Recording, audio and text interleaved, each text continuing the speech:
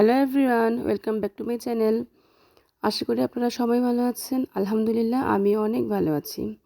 আজকে আমি আপনাদের সাথে শেয়ার করব একটি নতুন রেসিপি, যা হচ্ছে ব্রাজিলের সামুদ্রিক চিংড়ি দিয়ে জুকুনি সবজি রান্না করার রেসিপি। এটা আমার কাছে খুবই পছন্দের একটি রান্না এবং আমি আপনাদের সাথে খুব সহজে কীভাবে রান্না করতে হয় তা আজকে শেয়ার করব। এর জন্য প্রথমে আমি চিংড়ি নিয়ে নিয়েছি।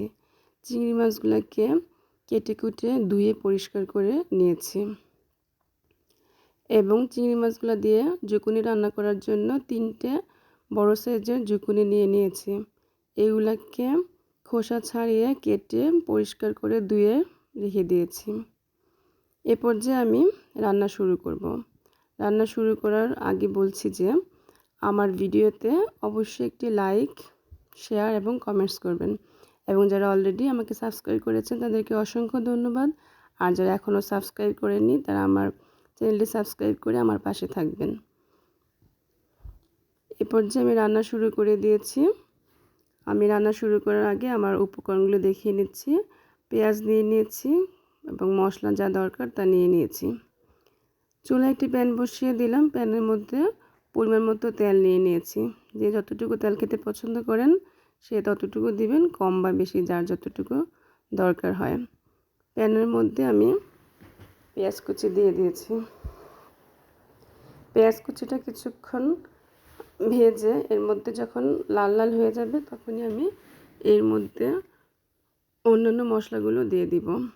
আমি এই সবজিটা রান্না করার জন্য তেমন বেশি কোনো মশলা ব্যবহার করিনি। যা যা ব্যবহার করেছি তা আপনাদেরকে পর্যায়ক্রমে দেখিয়ে দিব। পেঁয়াজটা লাল লাল হয়ে গিয়েছে। আমি এর মধ্যে 1 কাপ পরিমাণ পানি দিয়ে দিলাম। পানিটা দেওয়ার পরে যখন তেলটা এরকম পেঁয়াজের উপরে উঠে আসবে তখন আমি এর মধ্যে প্রয়োজন মতো মশলাগুলো, হলুদের গুঁড়ো, ধনিয়া গুঁড়ো, মরিচ এবং জিরা গুঁড়ো দিয়ে দিলাম। আমি এখানে শুকনো মরিচের গুঁড়ো ব্যবহার করিনি, আপনারা আপনাদের প্রয়োজন মতো দিয়ে দিবেন। আমি শুকনো মরিচ ইউজ করি না, আমি কাঁচা মরিচ ইউজ করি।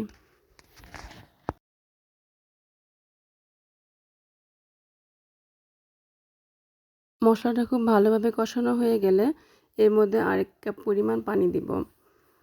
দেখুন মশলাগুলো আমি পেঁয়াজ এবং পানির সাথে নেড়ে চেড়ে দিচ্ছি, তাতে খুব ভালোভাবে এগুলো কষানো হয়ে যায়। কষানো হয়ে যাচ্ছে। কষানো হয়ে গেলে আমি এর মধ্যে জুকুনি সবজিগুলো এক এক করে দিয়ে দিব। সবজিগুলো দিয়ে দিচ্ছি, ধীরে ধীরে দিয়ে দিচ্ছি সবজিগুলো দিয়ে দেওয়ার পরে আমি এটা খুব ভালোভাবে কষিয়ে নেব। আমি আমার দর্শকদের উদ্দেশ্যে বলতে চাচ্ছি যে যারা আমার চ্যানেলটি সাবস্ক্রাইব করেছেন, অনেকেই সাবস্ক্রাইব করার পরে দেখি যে সাবস্ক্রাইবটা কেটে যায়। এর কারণ হলো যে ভিডিওটা পুরোপুরি দেখে না বা অল্প একটু দেখে সাবস্ক্রাইব করলে সাবস্ক্রাইবটা থাকে না। তাই আমার ভিউয়ার্সদের উদ্দেশ্যে বলছি যে চ্যানেলটিকে সাবস্ক্রাইব করবেন। ভিডিওটা দেখার পরে সাবস্ক্রাইব করলে সাবস্ক্রাইবটা থেকে যায় এবং এটা আমার জন্য খুবই উপকার হয়। আমি চিংড়ি মাছগুলোকে ফ্রাই করে নেব। এর জন্য কিছু হলুদ এবং লবণ মেখে রেখে দিয়েছিলাম। এবার একটি ফ্রাই প্যানের মধ্যে তেল দিয়ে দিলাম। তেলটা গরম হয়ে গেলে চিংড়ি মাছগুলো এর মধ্যে ফ্রাই করে নিব। দেখতে পাচ্ছেন আমার চিংড়ি মাছগুলো খুব সুন্দর ফ্রাই হয়ে যাচ্ছে। চিংড়ি মাছগুলো সামুদ্রিক মাছ, এগুলো তেমন একটি বড় না আবার তেমন ছোট না, কিন্তু খেতে খুবই টেস্টি হয়। আর এই জুকুনি তরকারি দিয়ে রান্না করলে এটা অসম্ভব এবং অসাধারণ টেস্টি হয়। চিংড়ি মাছগুলো ফ্রাই হচ্ছে আর এদিকে আমি তরকারিটা কষিয়ে নিচ্ছি। আমার কষানো প্রায় হয়ে গেছে, তরকারিগুলো প্রায় অর্ধেক সিদ্ধ হয়েছে। এ পর্যায়ে আমার চিংড়ি মাছগুলো ফ্রাই হয়ে গেলে আমি এর মধ্যে চিংড়ি মাছগুলো দিয়ে দিব। দেখুন আমার চিংড়ি মাছগুলো খুব সুন্দর ফ্রাই হয়ে গিয়েছে, সুন্দর একটা কালার ধারণ করেছে মাছগুলা। খুবই টেস্টি এবং ডেলিশিয়াস মনে হচ্ছে দেখে।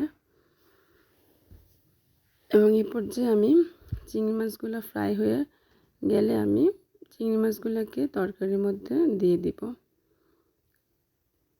চিংড়ি মাছগুলোকে দিয়ে দিচ্ছি।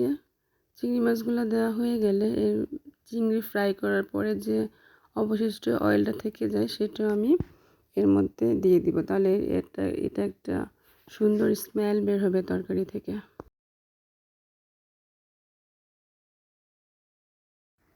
সবজির মধ্যে মাছগুলো দিয়ে দেওয়ার পরে আমি আরেকবার ডেকে দিয়ে দিব, যাতে ভালো করে সবজি এবং মাছগুলো কষানো হয়ে যায়। এই পর্যায়ে আরেকটু পানি দিয়ে দিলাম, আর কোনো পানির প্রয়োজন হবে না। এই পানিটা দিয়ে তরকারিটা সুন্দর রান্না হয়ে যাবে।